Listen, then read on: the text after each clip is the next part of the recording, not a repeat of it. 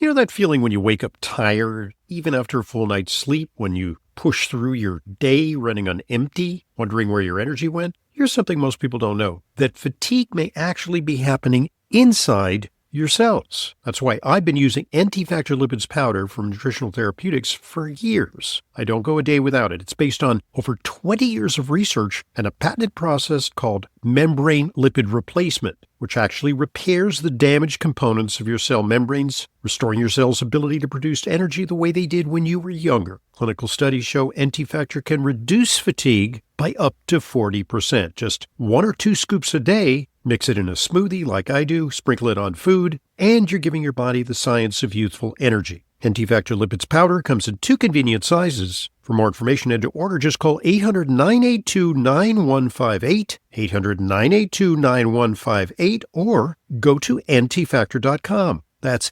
antifactor.com for Anti-Factor Lipids Powder.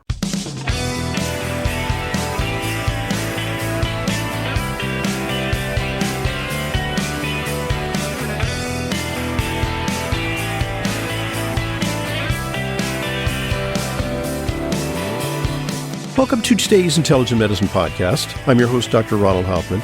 It's your weekly opportunity to send questions to us. And boy, do we have some great questions. I think we're going to have some amazing conversations that tee off of your inquiry. So congratulations to you, listeners. You are availing yourself of the opportunity to email questions to questions@drhoffman.net, which I think will trigger some very interesting conversations today. Of course, we're with Leyla Mutin, who is our resident nutritionist. How are you doing, Leyla? Okay, Dr. Hoffman. A beautiful, warm, sunny day today. How are you? Yeah, just a surprising turn of the weather because it was kind of freezing over the weekend. Yeah. And it was down to, there was like a frost warning. And now it's like going to be in the 80s. It's all of a sudden summertime. So we're getting kind of whipsawed by the weather here in New York. I don't mind it. Honestly. And it was just a few weeks ago that all that snow melted. Yeah. So we're clearing out the snow. Yeah. And, I went to see the cherry blossoms in Central Park. All the trees are in bloom. We have a few trees here on my block. Cherry blossoms. Beautiful sight. Pretty. So, it's kind of a nice time in New York. Before we get to the dog days of summer. It's usually, we don't have too many, either it's kind of too cold or it's getting really hot and muggy and oppressive. So, well, okay. So it is. Well, I'd like a proper springtime, so we'll see. Okay. Okay. But I'm not complaining. Good. Yeah, no. It's all good. After the big snow dump. Oh, my goodness. Yeah, indeed. So here we be. So, we have a lot of questions today. So, customarily, we tee off on, one of the big stories of the week. There's actually a question that we're about to tackle that was something that I've had on my mind and I've written about in the past, but it's time for an update on the subject of protein because there's no question there's a protein craze. I think that, I think that General Mills introduced like high protein Cheerios, and then of course there are the yogurts, which are fortified yogurts. And then there are these bars, pancakes, which are high protein bars. High protein pancakes. And people are taking protein powders, yours truly included. I take whey protein. It's a shake. It's a vehicle for all kinds of stuff that I add to the shake, like collagen and anti-factor and nicotinamide riboside and urolithin A and some flax oil and some creatine and that's a nice some colostrum. It's kind of all kinds of things in there. It's a little morning ritual. So terrific. After workout ritual. So let's hear from one of our listeners on the subject of protein. Yeah, this comes from Susan. I'm continually confused by the information presented on diets that contain red meat as being dangerous for health and the continual push for plant-based proteins without much supporting information, as in this article. For myself, I choose to eat both, with red meat ideally consisting of high-quality organic grass-fed meat and poultry. I would appreciate it if you could break down the warnings in this article and present the positives and negatives of meat protein versus a diet consisting primarily of plant-based proteins. Yeah. When choosing a primary source of protein for myself and my family, what will be the considerations? Should lifestyle be considered? An active versus a more sedentary person?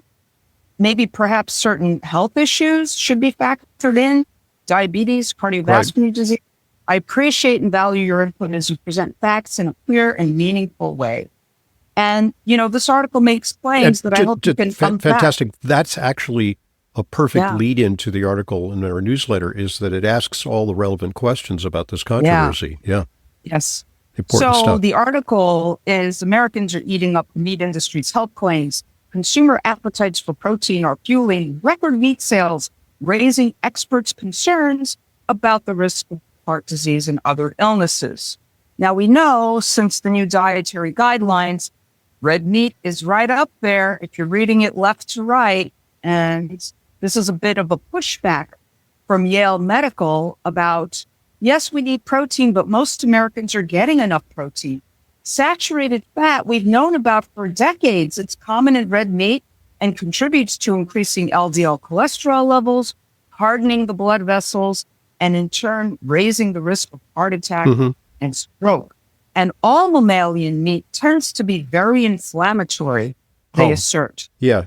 So look, we should remember each of these allegations and then talk a little bit about it. But, I have to say that this is a controversial subject, first of all. And I think that it's reasonable that within the field of nutrition, which we have been in for decades, that the question of what we should eat remains highly controversial. And if we break it down to, should it be a plant-based diet? Should it be more plant protein than animal protein? Is animal protein good?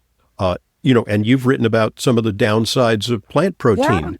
And also we have to talk about personalized nutrition and how to individualize programs based on people's genetics, based on people's medical conditions, based on whether they are thin and active and metabolically healthy, or whether they are at high risk if they have diabetes or if they have metabolic syndrome. So there's really not a one-size-fits-all argument.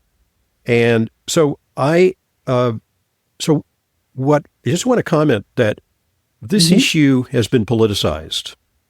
Yes, just like the vaccine issue became politicized, it turns out that there was a big divide between people on the left who said, go, go, go with vaccines. Remember the Stephen Colbert skit where, he had dancing vaccines urging his liberal followers to take the vaccine. And I actually saw this in my family because there were people who were of liberal persuasion who were appalled that I wasn't keeping up with all my vaccines and actually didn't even want to see me be in my presence early on in the pandemic when it was thought that the vaccines were the end-all and be-all of prevention. And then, by contrary-wise, there are people on the right who believed that the vaccines were poison, that said, no way, no how were they going to take a vaccine. And there was a political divide, and there's a science that is actually around that's kind of a controversial science. Was there a benefit to the vaccine? We have to look at that. Was there a downside to the vaccine? Well, certainly there were, downsides to the vaccine. Was the vaccine campaign misrepresented and misguided? There's some pros and cons around that, but it's not binary. It's not black and white. So that's a hot button issue. If you have your own cherished belief about vaccine, merely by me having an even-handed discussion about vaccines, one or another party is going to be pissed, right? Yeah. So similarly around diet, what has happened is you've got this guy who, walks around with his shirt off in tight blue jeans and does 70 pull-ups and looks completely shredded and tells people to eat a lot of meat, and then has flipped the dietary pyramid. And, oh, by the way, he's a traitor to the Democratic Party because now he's working with Trump. And so I think there's a lot of blowback now about his recommendations. And some of it is, I think, earnest and scientific based. And some of it, I think, is reflexive. It's kind of a reflexive resistance to what seems to be a partisan recommendation. So when did food become partisan? Oh Well, my it's become goodness. Yeah. partisan. It has become Yeah. partisan. I'm just going to say that. I'm going to throw that out Mhm. there. And I mean, I have my own biases. I know what works for me. I Mm. was a vegetarian for a really long time until I hit some health snags. Then I flipped the script and I became omnivorous and even consume a fair amount of animal protein. And I Mhm. don't avoid red meat. I had some wonderful uh, uh, ground sirloin tacos last night. They were, perfectly seasoned, and I Uh-huh. had them in almond flour wraps, and were just really Lovely. yummy. But I also had a big, huge salad before, with all Sure. kinds of vegetables and Uh-huh. arugula and string beans and walnuts. Yeah, and Mhm. so I'm omnivorous, and Yeah. I Me but too. and I have to say that in looking at the science, the contention is that the protein guidelines that were once drawn up, as you well know, Leyla, you Yes. probably tell the story as well as I do, were based Mhm. on studies where they kept people in confined conditions, and they looked at something called nitrogen balance. Yeah. And nitrogen balance simply means how much protein do you need to eat to satisfy your body's demand for Mhm. protein without going into what's called negative nitrogen balance, which means that your Yeah. body starts to rob your skeletal muscle and your organs of their protein. Mhm. You can actually starve a person and they'll survive for a while. They will scavenge their own protein. So they said, in order to avoid negative nitrogen balance, you need X amount of protein per day, a Yeah. fairly low amount. However, there are now, I think, very credible researchers who are saying, well, that may be fine for survival, and Mhm. humans can get along without a lot of stuff before they get really unhealthy. But to optimize, you need more Yes. protein. And Mhm. especially the new think is now older people may need more protein because they face sarcopenia, which is muscle Yeah. breakdown. Now, you can't Mhm. simply eat a ton of protein and prevent muscle breakdown without resistance exercise. So that's a Right. combination, those two things Mhm. together, something that I try to do because I want to maintain muscle mass. Because we now recognize that muscle isn't just making you look, good in spandex and more shredded, so that you can take, exchange, nude pictures with with congressional interns. Oh, I'm sorry. I'm sorry to go there. But muscle is also, it's an organ. It's an organ that also Yes. has, Myokines. thank you. Mhm. That's the word. That's the magic word, myokines, Yeah. which are these magical substances that muscle secretes that affect Yeah. brain, that Mhm. affect metabolism, affect the pancreas, and Mhm. on it goes. And there are many of these that we're only beginning to discover. So the more muscle you have, also it's a great buffer against ups and downs of blood sugar. So Yeah. to the extent that protein supports muscle, that's why the current emphasis on protein. Now, I got to say that the food industry kind of love this stuff. It's like, hey, you want low fat, low cholesterol? We'll give it to you. You want low Right. sugar? We'll give you like low sugar Oreos. You Right. want Exactly. uh, you want high protein? We'll add some protein to your Cheerios, and Yes. we'll make like an ultra thick, protein rich Greek yogurt that delivers a lot of protein. So Yeah. they can market on this. They can Yeah. go with this. Now, Mhm. the people who are miffed by this are the people who have been saying for a long time that meat is bad. Yes. And their belief is that the main way that Americans get protein is with meat, and that Mhm. meat is bad for you, and meat Yeah. is unhealthy And bad for the planet. and bad for the planet. Now, Yeah. I say, well, I think that's a disingenuous argument Yes. because I don't want to destroy the planet, but I also No. don't want to undermine my health Mhm. uh, in order to further some sort of rationing regimen. Right. Like, am I supposed to, freeze in my house during the winter because climate? Am I supposed to, turn on the shower for 1 minute a day because Exactly. water, Oh, all these different things that seem to be imposed as diktats from the top, from expert elite who believe in a narrative that remains controversial, frankly. yes. So, Yes. okay, so let's talk about, they say meat causes heart disease. Yes. So I think that there are many studies that show if you eat a lot of meat, you're going to get heart disease. But guess what? Most of these studies that show that people who eat a lot of meat indiscriminately also eat a lot of other stuff. So I would like to see the studies of people like us who eat meat liberally, Yes.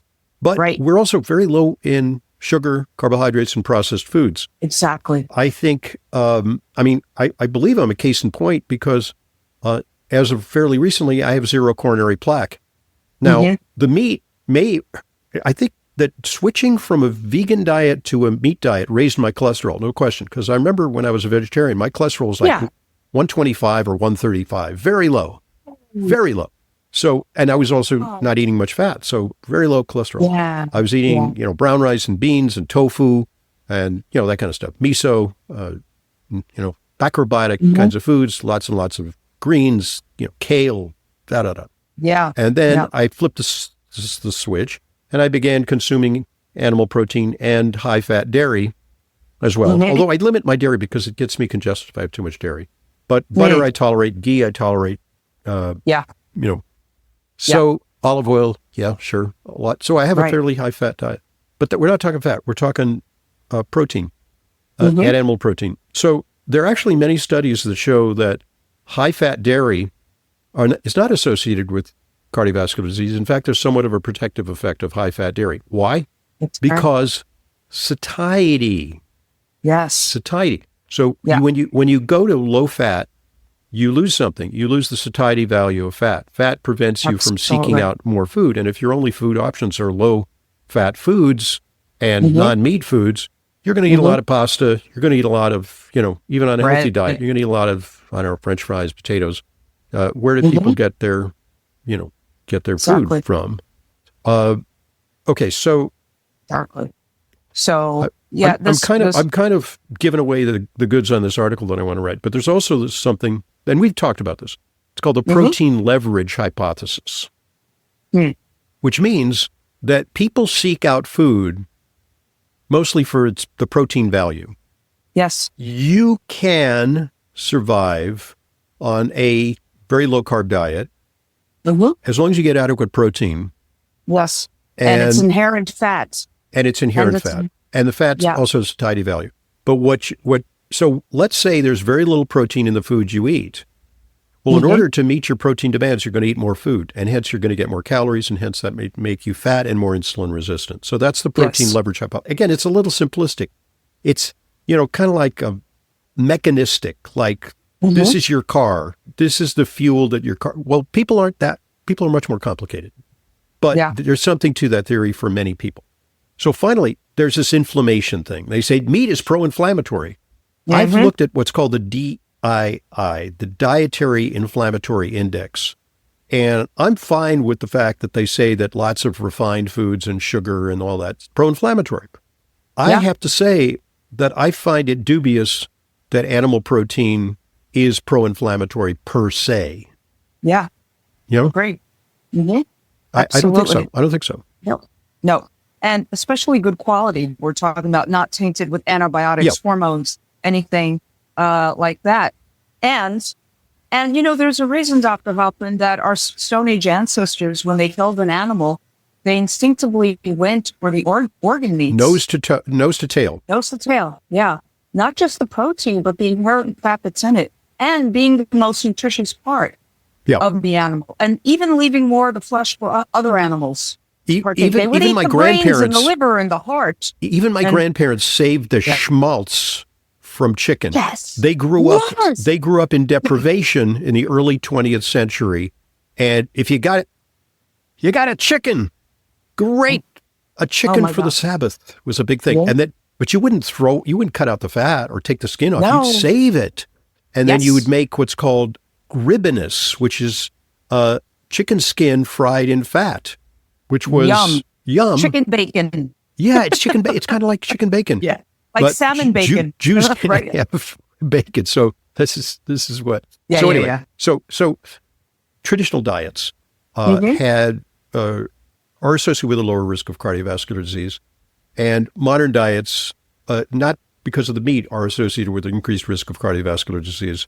So I have to say that I don't know what's going on there at among these academics. I wonder Honestly. though sometimes if they're kind of miffed at the Trump administration for pulling their funds, because Mm. there's a lot of distrust among academics of the Trump Hmm. administration, rightly or wrongly, because he's slashing and burning Yeah. some of the funding, and Yes. because he is a foe of elitist institutions, like Hmm. it or not, Hmm. and that, depending on your perspective, that may be extremely misguided, or it may be a necessary measure He'll to have curb no their. fury. He'll have no fury like an elitist scorned. So yeah, so you know, why are they against meat? Well, I think when you saw the picture of, it's a funny picture, is uh, Trump ordered DoorDash the other day. Yes. And it Uh-huh. was like this grandma with DoorDash T-shirt, with a woman, Yeah. older woman, comes with a couple Uh-huh. of bags of, like, I guess, hamburgers, and hands Yeah. it to Trump. And yeah, I think that sends a lot of people over the edge because, here's this guy, and he's totally contemptuous of what seems to be dietary orthodoxy. By the way, I don't eat McDonald's. I don't think it's a good idea to eat McDonald's. Yeah. I don't either. I personally think it's Yeah. poor quality meat. I think there's a Sure. lot of, unnecessary extra calories and processed stuff that comes with Right. it. But, actually there was a guy who undertook a study, so-called study you remember the guy who's like, making himself sick with McDonald's. Oh, right. Supersize me. Yeah, he passed away, by the way. Yeah. He did. Yeah, he He was did. a young guy. Yeah. Oh my. Um, I forget his name, but Yeah, okay. Well, anyway, Supersize Me. Yep. And so there was a guy who said, "Look, I'm going to show that it's not harmful." So he started to subsist on McDonald's, but he threw away the bun. He didn't eat the French fries. He just ate the buns. I mean, the meat with the lettuce, and he did Yeah. fine. There were no Yeah. metabolic problems. Right. So You know, it's meat. It's how you eat the meat. What kind of it's meat? how you eat it. I just was in New Exactly. Zealand, where it's all organic, pasture-fed, grass-fed, and there's only Fantastic. one feedlot in all of New Zealand, and it's a very small feedlot. So Wow. where they feed, kind of artificial uh, forage to the silage, they call to the cattle. Okay. To the cattle. Okay. Yeah. Wow. Wow. So anyway, that's a Yeah. pretty long dissertation. I think I'm going to sum it up in something I'm going to write this week on the protein controversy. And thank you, listener. Very astute question. You Yeah, teed this up from a very Susan. important conversation. And there's no clear-cut right or wrongs on this. But I would say also that part of the problem is that some people who don't like meat, they have poor digestion. And it's kind of like use it or lose it. If you Right. can't digest protein, you should be taking some kind of digestive enzymes and hydrochloric Take acid. some enzymes Yeah. until your pancreas, your intestines get back on track Yeah. to get used to digesting meat again, because otherwise we know that meat is the most digestible food. Yeah. The plant foods with the fiber and everything else, that could be a little more of a bottleneck, so Yeah. to speak, And- But and- in this article, Dr. Hoffman, they're even insisting that meat causes kidney disease. I mean, Oh, they've no, gone that's, really far that's back. so, that is That's a so, complete falsehood. that's completely been debunked. Now, Yeah. but that if somebody is like, end-stage renal disease or on dialysis, they do have to Sure. watch out for protein. But actually, Absolutely, they some do. studies have been done even on people who have severe chronic renal disease. Yeah. Chronic renal CRF, chronic renal failure. Yeah. And it is when you put them on a very low protein diet, they don't do that well because yes, it protects the kidneys, but their body deteriorates because they don't get Exactly. adequate protein. And also they end up eating too many carbs, which raises their blood sugar, increases their insulin resistance, puts pressure on the kidneys. Increases the kidney disease, Yeah, right? Yeah. Yeah. So Yeah, it supports all of that.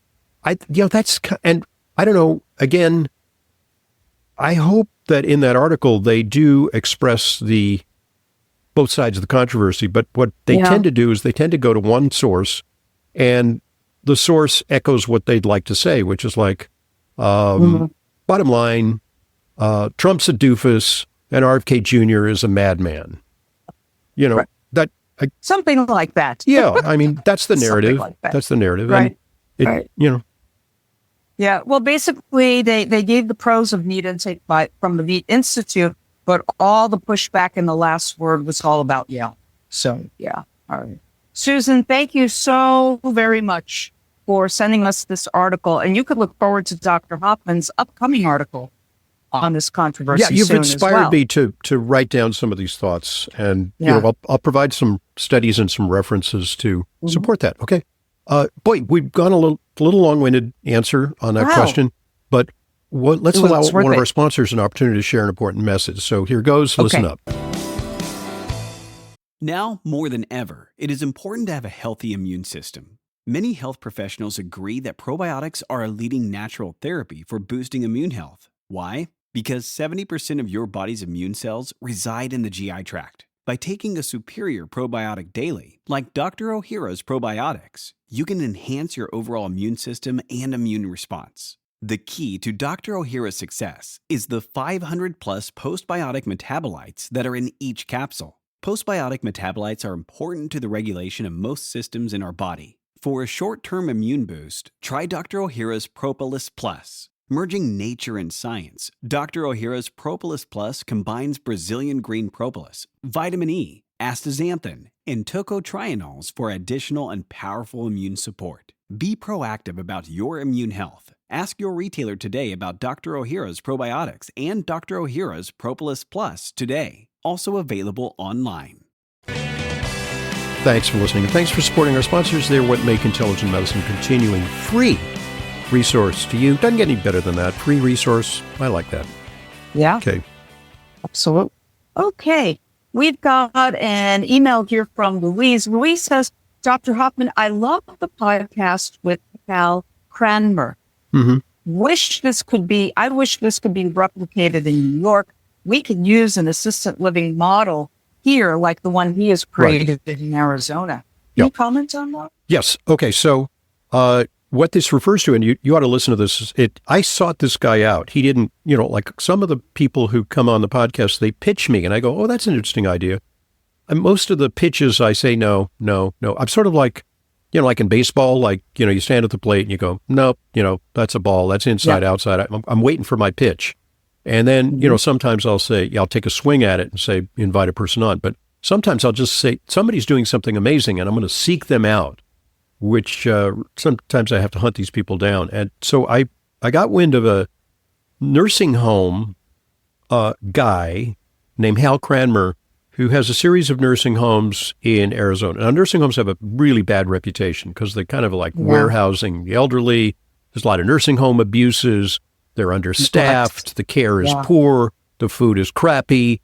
And it's a shame, and this, I think a lot of people just, please don't put me in a nursing home, please, but sometimes it becomes really too challenging for the family to take care of people, especially the many people who are cognitively impaired. It is this huge burden on, so you in effect, we're warehousing people, in these places. But he's got a different model. His model is with really superb diet, which gets people to lose scads and scads of weight if they're obese and optimize their metabolism. He gets them to exercise. He puts them outside a lot. I said, look, a real challenge to nursing homes was during COVID. Nursing homes were kill zone in New York because they were literally lining up freezer trucks and they were carrying the body bags out of the nursing homes in New York. And I said, so, it must have been a real challenge for you. What did you do? And he said, well, number one, we didn't wear masks. I said, you didn't wear masks? He says, well, masks don't work. And I said, I kind of agree with you. Science really didn't show that they made a big difference. He says, because it's very important for somebody who's cognitively impaired to see a face and to communicate. So number two, excellent diet. Number three, vitamins, gave people vitamins. Number four, they put people outside a lot. a lot of Great. what their activities were outside, where it's much harder to communicate that. So it said, okay, so at the end of the day, how many of your nursing home residents died? And he goes, holds up his hand, zero Wow. died. And he has like very elderly, debilitated people with Alzheimer's disease and all kinds of ailments there. Uh-huh. Nobody died of COVID. He said we had a 100-year-old resident who got COVID, was sick for a week, and then rallied and was fine. Fantastic. So the question is, why can't we have these all over the United States? I think that this would be a major improvement to our healthcare system if we did that. Absolutely. And the demographic is shifting to everybody. Sure. It should be being very popular. older now. These demands need to be met. But I think economics and regulation get in the way. And I think in a high regulation state where real estate is very pricey, like New York, and which is seasonal too. Like imagine putting people outside on the patio in January. Maybe not so you could do it in Mesa, Arizona. But, Sure. So I just think that it may be, it should be attempted. It's not insurmountable, but also I think that there are regulations that get in the way. For example, when I would get a lot of requests until I said no completely to this. I realized early on is that people would say, I have an elderly relative in a nursing home and I would like you to prescribe a nutritional program for them. And I said, sure. So I say, here's the program. So, I'd write it out and then they would take it and they buy the supplements and they try to bring it into the nursing home. They wouldn't allow it at all because they were afraid. They said, what's this with these high doses of vitamin D? And what's this with the fish oil? And, well, we're not going to take responsibility. You can't do this. And then I would call physician in charge. So this is like a lot of footwork on my part, a lot of effort. And the doctor would say, I'm sorry, my malpractice just doesn't cover nutritional supplements. I can't risk this. There's too much liability associated with this. I don't understand the things that you prescribed. End of story. So the barriers were insurmountable. So finally I just said, I can't do this. I can't, I had to refuse every request to do that. Yeah. When it could have made a big difference. And it wasn't like I was given 50 different things to be. I was just like a few basic things. Vitamin D, some fish oil. And maybe some vitamin diet. C, that kind of thing. Maybe some like a B complex, B12 deficiency is rampant in this population. Absolutely. They lack intrinsic factors. They get older and everything. Yeah. Oh my goodness. Wow. Yeah. So anyway, listen to that podcast. Go back. Hal Cranmer. It's kind of a new paradigm, and he says that he's very idealistic about it. He says as long as he's not losing scads of money, but he says his margins are less. One of the things with nursing homes is, as you may know, Leyla, and some of our listeners know, it is a big private equity play. That they're buying up nursing homes, and nursing home owners, independent nursing home owners, are saying, "I'm getting sick and tired of this. I'm not making any money. It's a pain in the ass. I can't hire staff, and the staff there's too much turnover, and it's like too hard to supervise all this stuff, and the regulations are killing me. I'm out of here." And then private equity comes in and says, "We're going to slash and burn on. We're going to hire food services that are ultra cheap." We're going to hire all about the bottom line, really incompetent staff, who are poorly trained, but they're cheap, and et cetera, et cetera. And there will be very few amenities for the people because costs too much. Yeah. Too bad. Hopefully we're going to see this turn around in our lifetimes. So, yeah.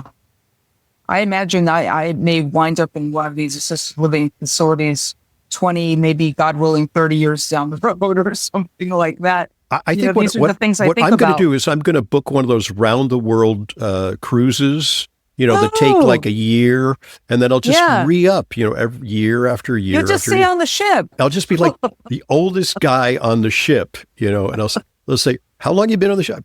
I've been 6-7 years. It's like, excellent. Oh my gosh. Oh, wow. So, Louise, thank you for that. All right. Okay.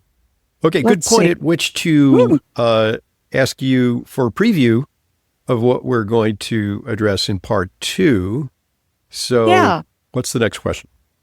Carol, actually, this is in response. We responded to Carol about her use of milk thistle with rosuvastatin. She thanked us for that. hmm But she has another So, just a comment. bottom line, it's okay to Yeah. take milk thistle with rosuvastatin. It Yeah. doesn't interfere with rosuvastatin, but I'm not sure it Right. does much good. I mean, Right. it could offer some Yeah. protection to the liver. She had some elevation of her liver Yeah. function test while hmm taking the statin. So, you got to look up each interaction, bottom line. Exactly. Yeah. Exactly. And she had another comment, Sure. which stay tuned for part 2 to hear. Okay. Yeah. All right. We'll tackle that in part 2. Looking forward to that. I'm Dr. Ronald Hoffman today with Leyla Muden. And the way that you can come into the program and pose a question, and, we have very high standards for questions. We've set the standard already on today's podcast for excellent questions. No, I'm kidding. Any question will suffice so long as it, meets the barest standards, because we can talk about anything. Questions at drhoffman.net, or a comment. Maybe you got a comment. Maybe you heard something like, we did get that comment about the Cranmer interview about Yes. the nursing homes, and that was gave us an opportunity to highlight that. So, Great. questions at drhoffman.net. Just email us, and it'll be in our inbox, and we'll address it in a future episode of Q&A with Leyla. I'm Dr. Ronald Hoffman, and this is the Intelligent Medicine Podcast. We'll be right back with part 2.